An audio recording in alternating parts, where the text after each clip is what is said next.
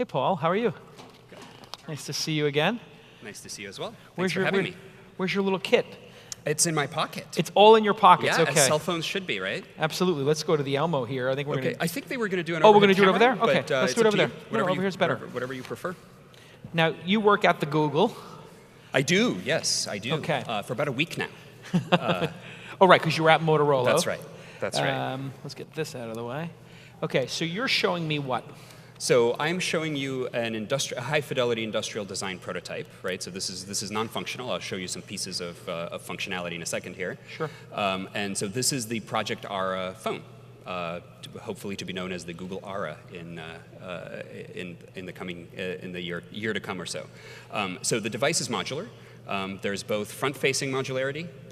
Let me just remove the display here, as well as rear-facing modularity. So you're taking your phone apart right now. That's exactly what I'm doing. That's exactly what I'm doing.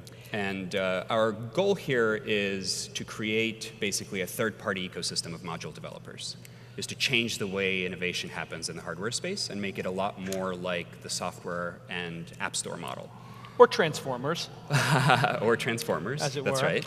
So when these come sliding out, just so people know, there's a little bit of a magnetic, which actually you can see the play on it there. Yeah, that's right.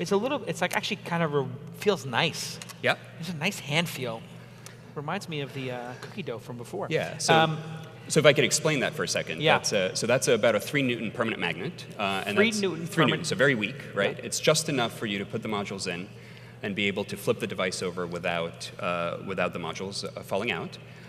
The functional prototype, which if you could click to the next slide, is it? Oh, I guess the slides go away. Yeah, the slides go away okay. when we do I have this. a picture of the functional prototype. Here we go. And if you could click to the next slide, or somebody could click to the next slide. There it is. There we go. Yep, so that's the functional prototype, first functional prototype that's under development. It was supposed to boot for this demo. Oh, really? It doesn't quite boot, so I brought a module from the functional prototype, so I can show you sort of a functional module. I'll get to those in a second. So this is a real Ara module. It's a Wi-Fi module. Okay, so we're back to the camera. Yeah, Got it. So we're back to the camera here. Let me remove the enclosure. The enclosures are user serviceable. User serviceable meaning that a user can remove the enclosure. Got it. And swap it out for a different one, because not only are we after functional customization here, but we're after aesthetic customization as well. So Prada could make, or whatever, Hermes could make their own cases. So you could absolutely do that. Like 3D printed? These are 3D printed. These are 3D printed. This is a 3D printed one. Okay. Here are some other examples of 3D printed ones. We have a big relationship with 3D Systems on this. It's our partner on this program. And 3D Systems is actually developing the first production volume consumer grade 3D printer. And we're also experimenting with printing functional materials like conductive inks to be able to do custom antennas. And I think I have an antenna here. Wow, so going from cosmetic 3D printing to also functional. That's right. Wow. And so that's an example. This is not 3D printed, but this is designed for 3D printing, right? So this is made using traditional printed circuit board manufacturing methods. And this is the antenna that's in the Wi-Fi module, but it's glued in here. So this is the bare antenna. So just step back a second. This frame Yep. is a battery and what else? Because it's incredibly light. There is a battery in the frame. Obviously, this is an appearance model, but in the functional prototype, there is a battery in the frame. That battery is very, very small. The purpose for that battery is to act as reserve so that you can hot swap the modules. And that includes the battery modules. And so this module could be a battery. It could easily be a battery. The 2x2. A 2x2, that's right. Battery. Or I could do a 1x2 battery. Or you could do a 1x2 or a 1x1, although that wouldn't be very much battery capacity. Maybe a small amount. Any module can be a power source, power sink, or a power storage device. Or anything else for that matter, right? So the modules, the only thing that we constrain is this partitioning scheme, what we call the 1x1, 1x2, 2x2.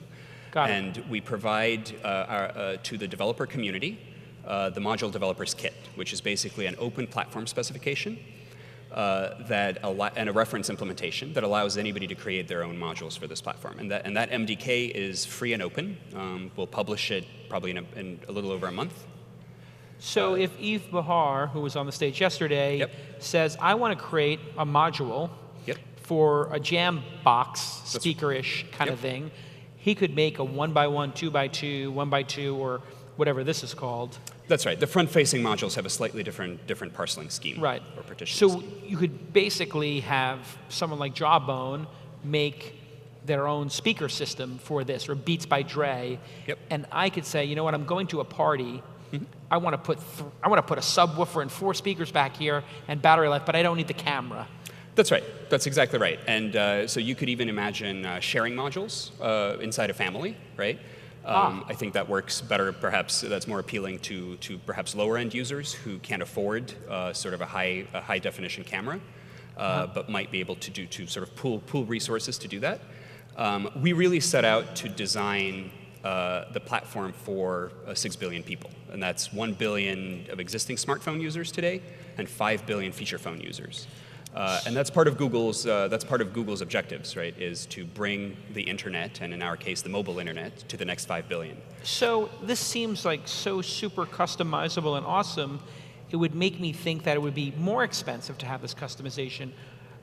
Will it be more expensive at first, or do you have some strategy to make it cheaper? So, why would this be cheaper to do something so extensible? Sure. So there's certainly some overhead to modularity. There's no doubt about that. It's a network on device, right? So we're creating a packet switch network. There's overhead with the magnets that hold the device, the modules in, and the network protocol. And so all of those things absolutely do come with some cost. The countervailing factors are the fact that the consumer gets to decide exactly and only what functionality goes into the device, right? So if you don't use a camera, right, if you want a really inexpensive stripped-down phone, you can do that. In fact, you can get a Wi-Fi only device. And so we talk frequently about what we call the gray phone, which is aesthetically gray to sort of invite expression on the part of the user. And it's a phone that contains just a display, a low-end application processor that still runs Android, of course, right. A Wi-Fi module, and a battery. And we're targeting $50 a bill of materials cost for that device, which is the crossover point between feature phones and smartphones. So there is a lot of margin locked up in a Samsung or, HTC or, Apple phone. Sure. And the reason they make so much money is because they're putting all these things together. Is this a move by Google to take out all the margin of the hardware business and just get everybody competing so rapidly on each individual piece that the cost of a smartphone essentially goes to zero or close to zero? Yeah, so I think we're less interested in people's margins than we are in the pace and level of innovation in the hardware ecosystem, right? So I think that there are plenty of opportunities to make money out of a highly competitive ecosystem, but what we are after is getting the number of brains in that ecosystem up into the tens of thousands, hundreds of thousands, comparable to Android app developers, but just at the hardware level. And we do that by lowering the barrier to participation and allowing component developers, or people who have never participated in the smartphone industry before, right? So for instance, an acoustics company, right, that may not be a mobile component vendor today, could now basically have the ability to market directly to the consumer and see if there is an interest in them entering the mobile space. So how much would they have to pay you to license your technology to put Beats by Dre in here? So they don't have to pay us anything. So $0. That's right. It is, you can think of it logically as an analog to Android, but at the hardware level. And so in the same way that Android is free and open source and available to anybody to download from the Google website, the MDK, the Module Developers Kit, will be free and open as well. It's a highly disruptive concept. Yeah, I hope so. I think so. Yeah, I mean, if people who make cameras don't have to pay a VIG to get into the iPhone, or Apple or Samsung don't have the ability to say, hey, you have to do it on this terms because we have so much distribution, that could change everything. Yeah, I think this does have the potential to make the smartphone industry a lot more exciting. How long before? Yeah, what's that sort of general timeline? Sure. If we're here next year, would somebody in the audience have one of these? Yes, I think so. So that's our goal. Would that person be a developer or a consumer? No, so we're getting hardware in the hands of developers much sooner than that. And in fact, so this is the first public announcement of our first Ara Developers Conference. It'll be April 15th and 16th. April 15th and 16th. Yep, it'll be online, streamed online, and there'll be interactive Q&A capability for online participants, and it'll also be at the Computer History Museum in Mountain View. Wow. People can go to projectara.com and apply to attend. Just for Project Ara, not for any other Google stuff. That's right. This is a developers conference aimed specifically at the Ara MDK, walking through the module developers kit and getting people jump-started on the development process. And actually, I don't know if it's possible to get the overhead camera back. I wanted to show the rest of the functional module. Yeah, let's show the rest of the functional module here. Now, you were saying before, obviously 3D printing cases like this, super, like that's a layup, and now you're starting to see, like, you know, oh, why would I want a 3D printer? Like, hey, I might very much want to print, you know, a new Knicks cover when Carmelo Anthony leaves the Knicks. I could get a new cover, you know, and take him off the back of my phone battery. Yep. But wow, you're saying this antenna could be printed in a printer eventually. And it could be completely custom to the module developer, right? So what would be, so would that be, I'm in a new country or I'm going to another country, they have different type of antennas, where I need a stronger signal strength, I'm going to make a bigger antenna? Why would I need to print an antenna? Yeah, so you could imagine a variety of reasons for doing that. The reasons that you cited, certainly trying to access a different carrier network or whatnot. We're also pretty excited by the form factor that it affords to the antennas, right? It's basically a layered deposition technology. So if you don't mind, let me show the rest of the functional module. So you have the user removable cover here, and so I've removed the cover. It happens to contain the antenna for the prototype Wi-Fi module. Then there is a safety shield so that people don't touch the raw printed circuit board. That would normally be soldered on. I have it removable here to show you the rest of the module. And then you have the printed circuit board that contains the Wi-Fi chipset in this case, and it contains the interface hardware for the Ara on-device network. And it contains here there are spring pins, but in the second prototype, these will be capacitive pads, and that lets us maintain this sleek sort of pebble-like appearance to the modules. And then you have two magnets, and these are special magnets. So I mentioned that the magnets in here are just permanent magnets, about 3 newtons in force. These magnets are electropermanent magnets. So an electropermanent magnet is one that is passive in both the on state and the off state, but requires a voltage kick to transition between the two states. And so when they're turned on, the strength of the magnets goes up by about an order of magnitude, so to about 30 newtons, and that's more than you can exert with your finger to pry out the modules. Right. And again, the purpose of the magnets is also to sort of overcome this notion of the fact that a modular device has to be bulky and boxy and Lego-like. Yeah. And that it can be sleek and it can be sexy and the industrial design can be beautiful. So we went for this pebble-like appearance with no card edge connectors. And we'll be getting rid of the spring pins that are in the first prototype just as soon as we can. And is the core innovation here this magnet, like ease of use technology? You wouldn't have made it if you didn't have that ability? Because having to snap these in and lock them with a little pin or something, or like one of those tiny switches that you have to try to catch with your nail or a pen, that would have made it really lame, right? I mean, so I guess I wouldn't say that that's the only thing, right? But certainly getting the industrial design, and that's why we tackle that first, right? Is because getting that to a place where users can be excited by it, where they find this to be palatable and a device that they can love, is we thought was a long pole in the tent for a modular device. And this we may not have been able to do that 10 years ago, for instance, or 20 years ago when things were bigger. So the ability to get the modular overhead down to a manageable level, to under 25% or so, is really the enabler. These connectors here that transfer data. Yep, as well as power. As well as power. What is this technology and how fast is it? Because I assume that's a key part of this, a key part of the enabling technology. Absolutely, absolutely. So we're using a protocol stack from MIPI, which is the Mobile Industry Consortium.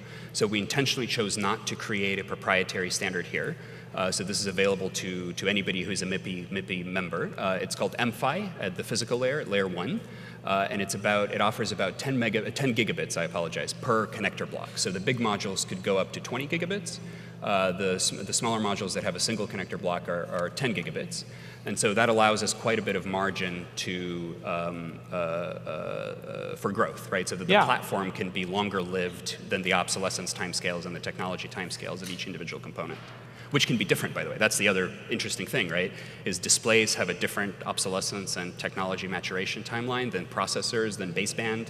Then cellular cameras. connectivity, then cameras. And they can all batteries. evolve on their natural timescales rather than forcing you to throw away your phone every 2 years and buy a new one. It seems like the screens get better every 2 years, 18 months? Yeah, that's probably about right. But like cellular connectivity goes from 3G to 4G to LTE much slower than that, for instance. Right, that might be a 4-year, That's right. 5-year cycle. Exactly. And so you could just slide out your 4G connector or whatever it is, That's with right. your antenna and Yep. everything, and just start over. Yep, absolutely. And perhaps, yeah, that's exactly right. Or keep your identity, right, on a single module and move it Oh, between that's an devices. interesting concept. So I take out my identity and say, here, take my phone for the day. That's right. You can use it. It's Yep. all functional, but Yep. none of my pictures are on it. Yep. Or move between phones, or have a work phone and the same I could phone have be a a work phone phablet. and a home phone, but Yeah. just with a swap of a.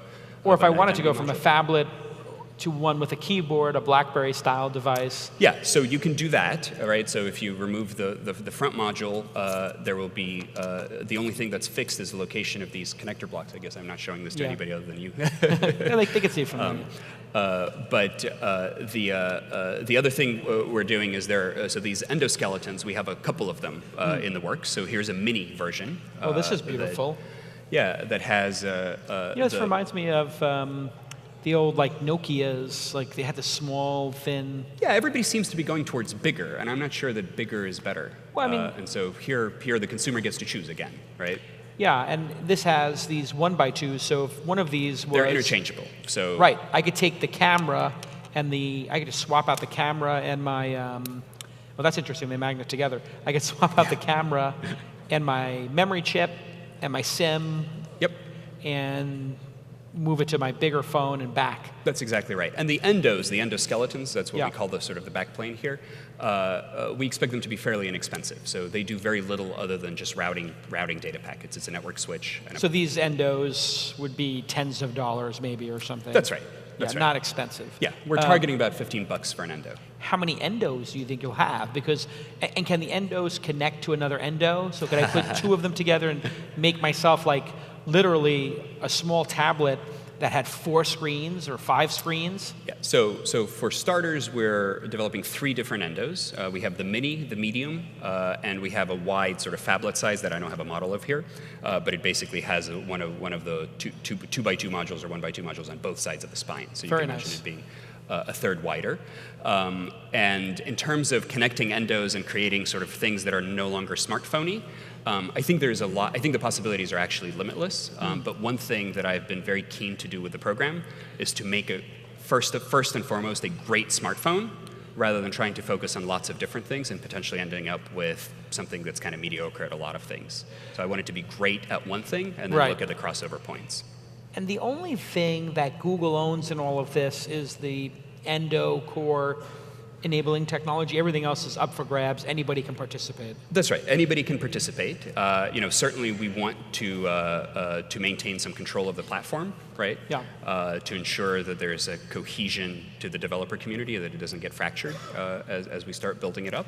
But we invite anybody to join the developer community. Are you scared that this thing is going to crash constantly as people people will go off the reservation and make all kinds of crazy stuff. You plug it in, your machine crashes or freezes, and people just blame it on, the Google modular phone sucks because it crashes, and it really is the fact that, somebody made a just poorly designed module. Yeah, I mean, it's certainly a consideration. I think that, so we intend to create a modular marketplace with a configurator app, that allows you to do all of this customization and sort of manage the choice that consumers are faced with, both functionally and aesthetically.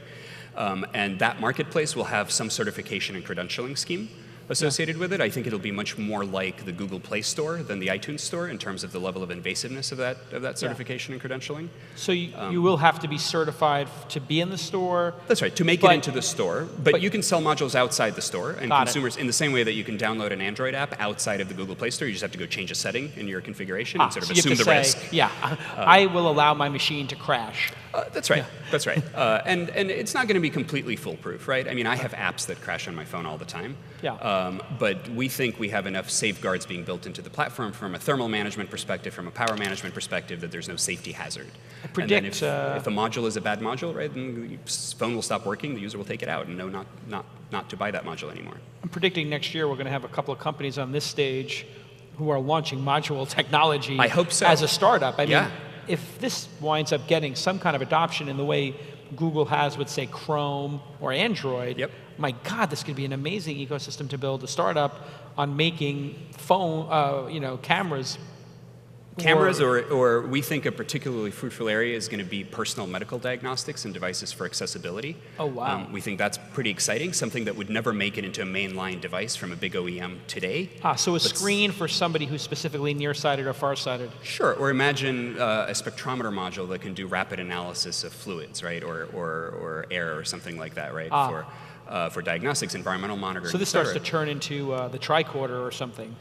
For instance, and that's very personal, You right? seem like a Trekkie to me. Are you a Trekkie? I am a space cadet. I admit it. I'm actually an aerospace engineer by training. So you were in aerospace and you went for this project. Why? I mean, you could be working at SpaceX, right? You seem like a smart guy. So I came to Motorola and then now Google from DARPA. And the organization that Project Ara is being developed in is called ATAP, Advanced Technologies and Projects. So it's now Google ATAP. And we have a pretty interesting premise, which is to try the DARPA innovation model in the private sector. And so that is a fairly short duration, very intense, focused projects that are at the intersection of fundamental science and a driving moonshot type practical application. And we use external communities of performers. So there are actually 3 people at Google, myself included, who work on this project.